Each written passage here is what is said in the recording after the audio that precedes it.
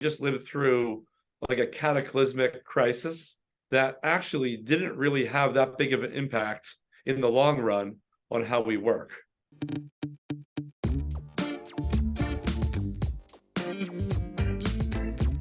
If you don't like organizing, you ain't gonna like this next guest. Jamie McCallum is back for his second time on the One Huddle Bring It In podcast. Jamie McCallum, if you don't remember, is an author, teacher, activist, focuses on labor and work issues around the world, currently associate professor of sociology at Middlebury College. His work has won scholarly awards and appeared in the Washington Post, Mother Jones, Jacobin, Dissent, and These Times, and other magazines. And his latest book, Essential: How the Pandemic Transformed the Long Fight for Worker Justice, is the reason for Jamie coming back to talk to us about it. Jamie joined us a few years back talking about his then latest book, Worked Over: How Round-the-Clock Work is Killing the American Dream. Jamie's work is tremendous. His latest book, Essential, talks about the effects and the impact of the pandemic, not just on workers, but on the movement for worker rights, is essential, no pun intended, reading for anybody who cares about building a strong, connected, empowered, motivated, cared for workforce. I want to talk a little bit about his latest book. I want to talk about how he's looking at the current labor movements. I want to talk a little bit about how he saw the effects of the pandemic on work and what his hope is for the future of work. Here's Jamie McCallum. Let's bring it in.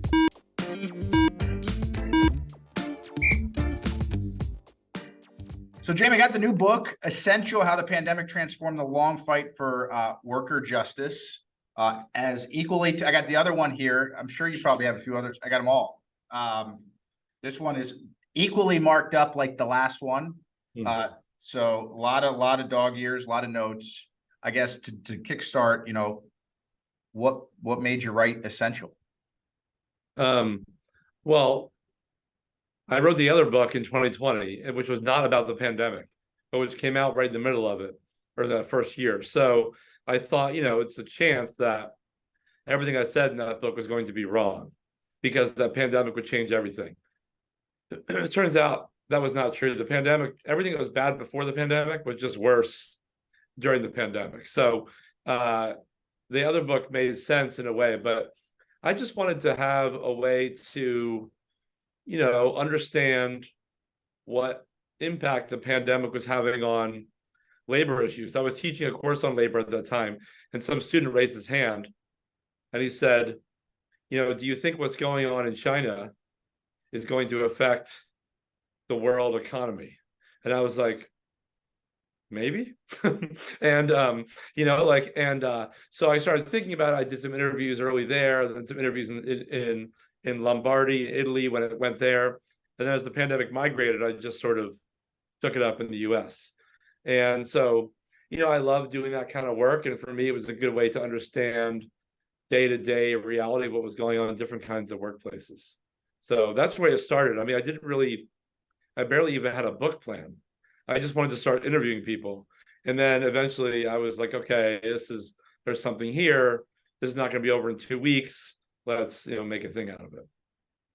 So for those that are listening who are, maybe a talent leader, a manager, a C-level executive working in an environment where, businesses have people, what did you learn that you can share with those that maybe haven't read the book yet? What were the high-level learnings you had as you had those conversations and you went through the process of writing Essential? You mean, what did I learn with workers? Yeah, what was the big learning for you? Yeah, I mean, some of it was like, confirming or reconfirming what we know. And that is like that the lowest and even mid-level stratum of the American workforce is pretty unprotected. They work in jobs that are fairly precarious, with wages that are comparably low to previous decades, and with low levels of support from the legal and political situation, and certainly from the trade union movement. So all those things we sort of knew and were probably worse during the first couple months of the pandemic. I'd say the first thing that struck me though was just how the sort of shocking contradiction between how necessary some essential workers were and how vulnerable they were at the same time. Like, we often think there's a link between how important someone is to the economy and how much power they have. Like, like longshoremen on the docks unload cargo. If they don't work, nothing gets into the country, right? So they have a lot of power as a result of that because they're so necessary and essential. Essential workers were essentially doing life-saving work then, but that didn't really translate into long-term stability, long-term power, long-term progress for their jobs. So I think overall that was a major takeaway for me, that truism that we think about the economy didn't really work for essential workers. Another one was, however, which is sort of the flip side, it really pushed home this idea that like when workers have good jobs, it's good for all of us. When workers have bad jobs, it's bad for all of us. So that kind of level of interdependence that we have on essential workers was true before the pandemic, but was much more highlighted during, I think. Like the book is written about essential workers, but it's really for everybody else.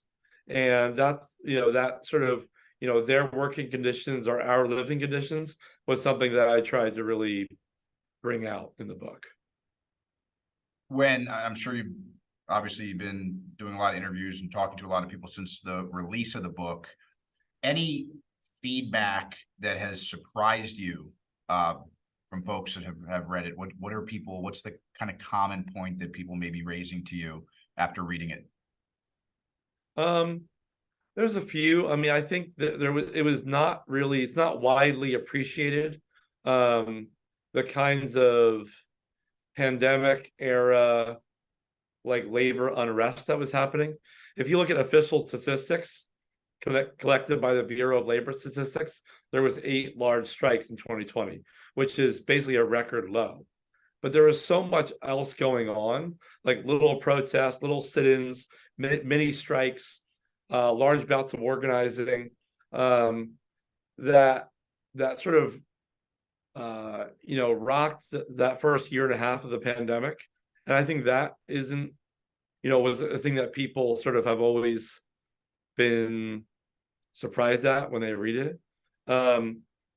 I think the other thing, which is sort of less positive, but like the what has changed element, and there's a lot of things that have changed, but much more stayed the same. And so I think that we just lived through like a cataclysmic crisis that actually didn't really have that big of an impact in the long run on how we work. Yes, some people work from home now, but like by and large, labor conditions and the expectations of what we assume workers owe us didn't really change that much. And I think a lot of people are surprised. They expect me to say some, throw back the curtain and say, my God, everything's different now. And in fact, everything's mostly the same. And that's sort of, I think, a sadder commentary on what lessons we didn't learn probably from the pandemic. Yeah, one of the things that you said in the book was that those with a college degree are 6 times more likely to be able to work from home. And talking to a lot of I attend a lot of hospitality, restaurant, retail, trade conferences, and it is discouraging in the last year and a half to hear a lot of people stand on stage and talk about innovation and then get off the stage and say, nothing is budgeted for people, wages, labor till 2024 or 5. It's right. I don't know how innovative that is, but I mean, that segment was obviously the hardest hit. So your regional economy was impacted to the extent to which there was a large service sector or there is a large tourism sector. And so obviously the bounce back, from the pandemic economy was hardest on those people you just talked about. And I know a little bit about, hotel work. I mean, hotel work, the labor in hotels is the largest factor in how a hotel makes money, like the largest portion of that income. And hotels make more money off rooms than they do off other services. So there's a large incentive to keep those things the same. And some hotel workers make decent money, but most do not. And so in that sense, that's one example of industry which probably had the potential to grow a lot in terms of like how it operated, but ultimately is slowly coming back to its old business model. I got to ask, I mean, this is not an easy question, but I'm sure you get it. Like, what can companies do? What do you hope that, the person, I actually saw this at Politics and Prose. I was in DC with my daughter was downstairs reading, bankrupting me off, every book she could put in the basket. And I was upstairs, right. Saw this, and I sent you an email from the bookstore. I was like, what is this? It missed me. And, I just imagine, like, if the CEO of a hospitality or hotel brand, like you mentioned, they pick up the book and they read it, and what action steps, if any, do you think are a step in the right direction that you hope a C-level executive or an enterprise can take to start, creating a world where, things are more fair, more just for workers at all corners of the workforce? Well, I mean, the largest crisis facing the hotel and hospitality industry and a couple of industries that are adjacent to that is staffing. You can't find people to work in a hotel.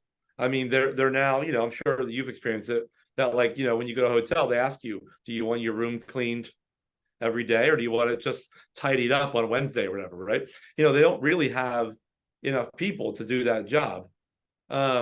So it's like, well, why not? And like, what are you going to do to attract people? I think, one thing that came out of this for me is when I talk about this, people are like, what's up with the labor shortage? And I'm like, we have a economic system that does not incentivize people to work in the most important, sometimes life-saving industries like healthcare or food that we need, right? Like, for whatever reason, we're short a lot of people. So in hotel workers, there are things people can do that, I mean, in a capitalist system, we have a ready-made solution to this problem, and that is money. Like, if hotel workers began making $1 million a year, you and I would just become hotel workers. Like, we would flood into you'd have a flood of occupations. $1 million's too much. Well, how much is the right amount? So we might not, even though wages have gone up a little bit, we might not have hit the right amount. The other thing is like the way scheduling done, which is increasingly automated in that industry, is routinely reported by workers to be a much harder schedule to meet, a much harder sort of daily, like, room cleaning schedule, just to say that. The voice on the job of most American workers is nothing. So can companies solve that? No, not easily right off the bat, but they can remain neutral in the face of a union organizing drive when workers decide to go for representation. So that would be important. In healthcare, I mean, we don't have actually a shortage of nurses. We have, I think, 1/7 of the registered nurses on planet Earth. So they just are not working as registered nurses because the job is pretty bad. And so there's plenty of things that healthcare, employers and CEOs and whatever can do, not just raising wages, but creating better schedules for people, more flexibility in when you can and cannot work. All of those things are things that nurses routinely say would be attractive to keep them on the job. One of the other things you talked about that surprised me was, I don't think I'd ever realized this, was specifically around the earned income tax credit that you talk about in the book, where companies have a lot to benefit from programs like the earned income tax credit that create, and tell me if I'm on the right path here, but it creates an environment where, essentially workers can be more stable and they don't have to pay anything else. So that was a really surprising Yeah. point. I mean, yeah, I think, yeah, that's right. I mean, you want your workforce. I mean, I'm not an employer, but the perception is that like you want your workforce to be stable, to like have its basic needs met, like childcare, and I mean, like personally, I think there's employers. There's a history in the book which we maybe don't go into here, but large employers helped construct the healthcare system we have in America, which is that most Americans get it through their job. Like employers for decades after the Second World War helped build up a system of private employer-sponsored health insurance. Over the last 3 decades, they've been dismantling that system, the very system that they helped build. And so, sort of like sloughing off healthcare responsibilities that they formerly took onto the backs of workers. And that makes it just creates a more burdened workforce. You have to get your healthcare somewhere else. You have to pay for it more out of your paycheck, whatever. And so, I think pushing for, frankly, a more universal, broader system where people are taken care of by the state is something that employers have a stake in pushing for. And I know a lot of employers that, are starting to do that. There was a recent article in the New York Times talking about the National Restaurant Association. I don't know if you saw this, came across talking about the Serve Safe program and the essential reality that the economics of a training program like Serve Safe takes dollars and funnels them into a advocacy group that works really hard to make sure wages don't change. It's a pretty sick system when it was laid out like that. It was something I think a lot of people like yourself saw, from afar. What other reforms, like in your mind, should be taken up, that are most important in this moment? You mentioned in the book that we haven't had any real positive labor law reform in 90 years. And I think I heard you say that on a recent podcast as well. Like, what other things should we be thinking about? Yeah, I mean, so the National Restaurant Association is, sometimes called the other NRA, and it's a pretty significant lobbying force at keeping that tipped minimum at, I think it's $2.65, maybe. I mean, it's just and so obviously in that industry, I don't know. I think there's a part of me that after writing the book and talking to so many people in especially restaurants, is that the restaurant economy is not going to come back like it was 3 or 4 years ago. We just have too many restaurants. Like we're not going to have as many as we used to because the labor force is just simply unwilling to work in them or has been taken up by different industries. Like the way that the American economy laid off, hundreds of thousands of people in the span of 2 months, you can't simply rehire them all in the same job they once had. It's a significant reallocation problem. Like whereas in Europe, they furloughed everyone. You kept your job, right? And all of a sudden you just start back up. It's a very different model. As to your question about like prospects, I mean, labor law reform would be good.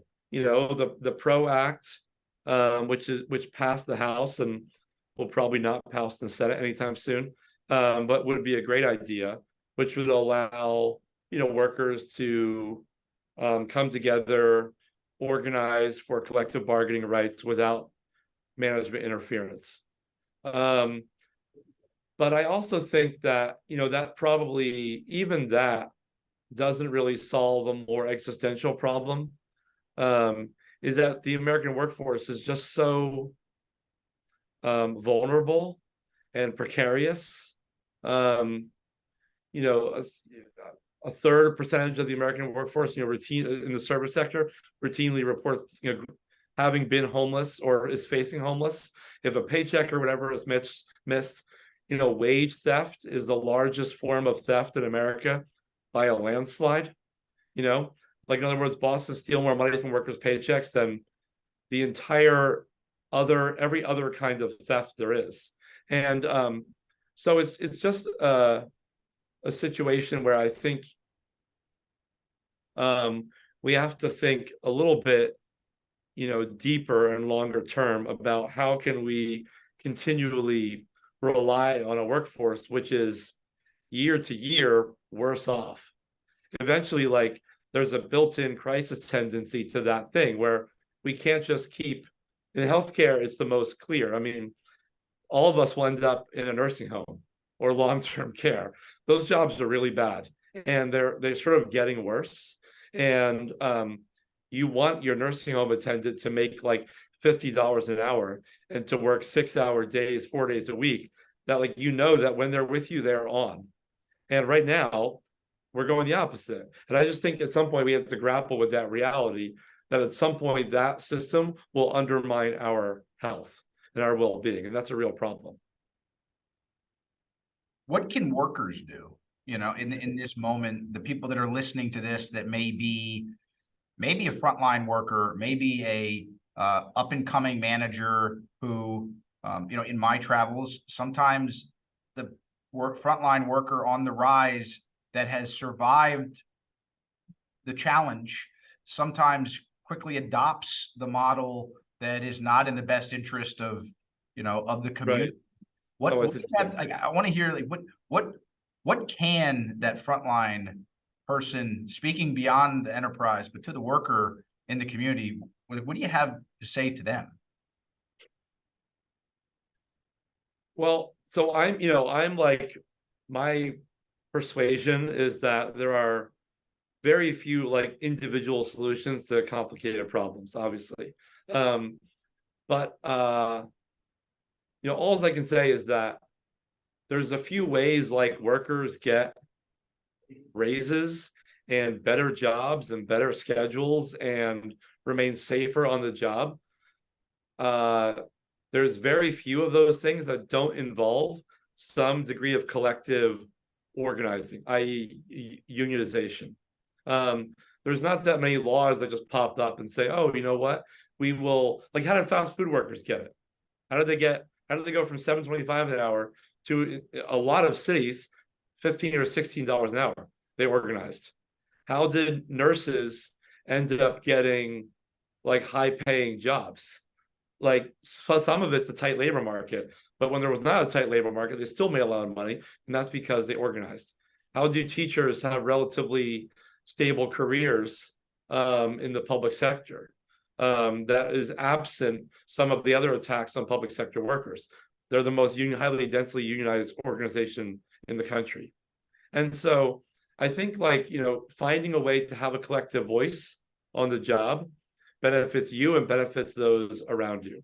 So I think that's one way. As far as like, management or mid-level management is concerned, I think like being very careful and receptive to what your workers say they need is important. Like, for example, during the pandemic, OSHA investigated almost no workplace incidents of COVID outbreaks. Like, I think it was 6 or 8%. For whatever reason, they didn't do their job.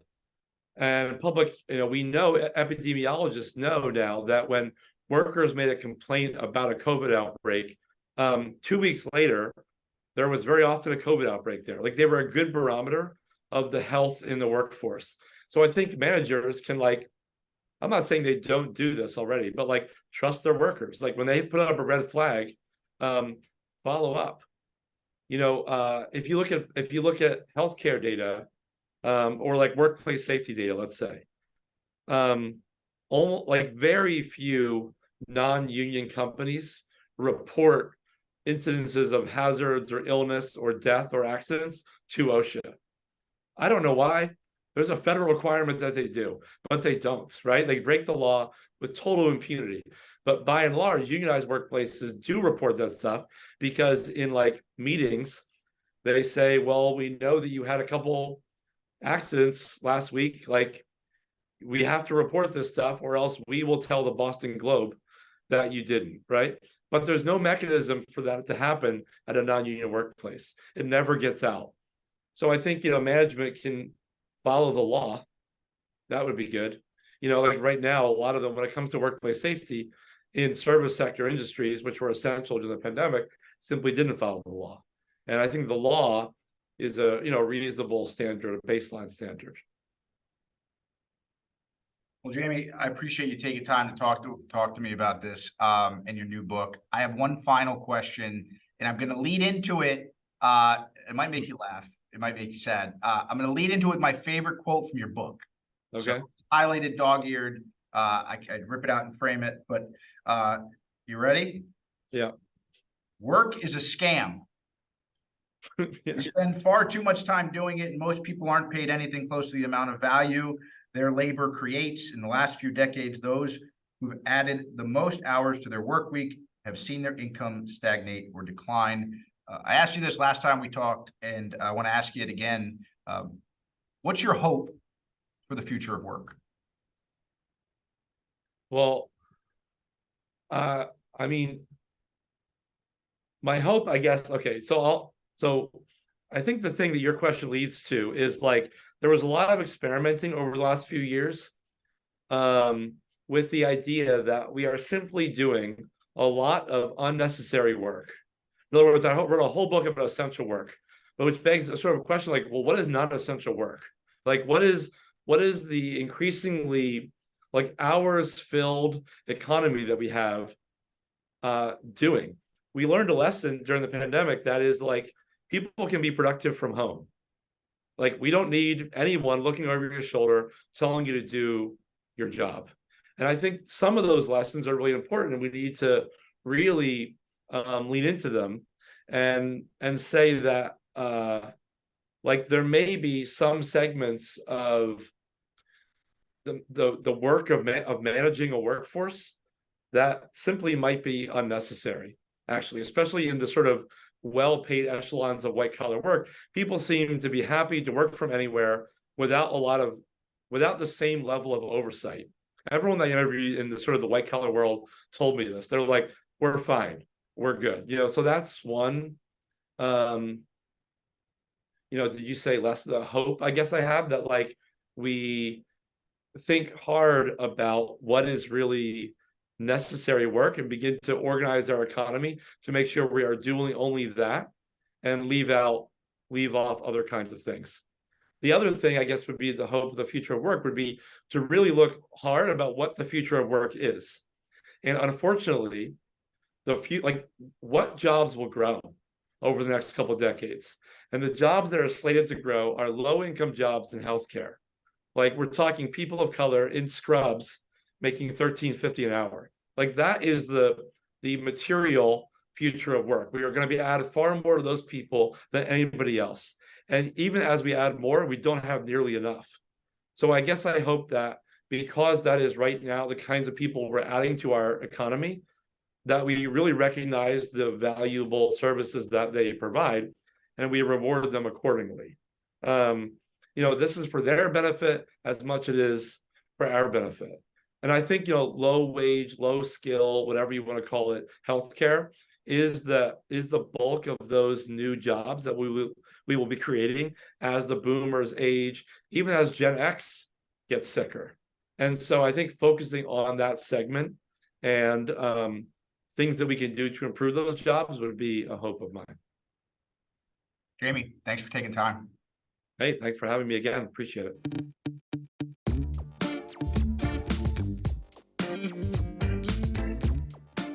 I mean, I don't even know where to start to talk about not just some of the points that Jamie mentioned, the fact that the number one theft in America today is wage theft, not just that a third of our service sector has reported being homeless, or his points around how workers are unprotected with low levels of support.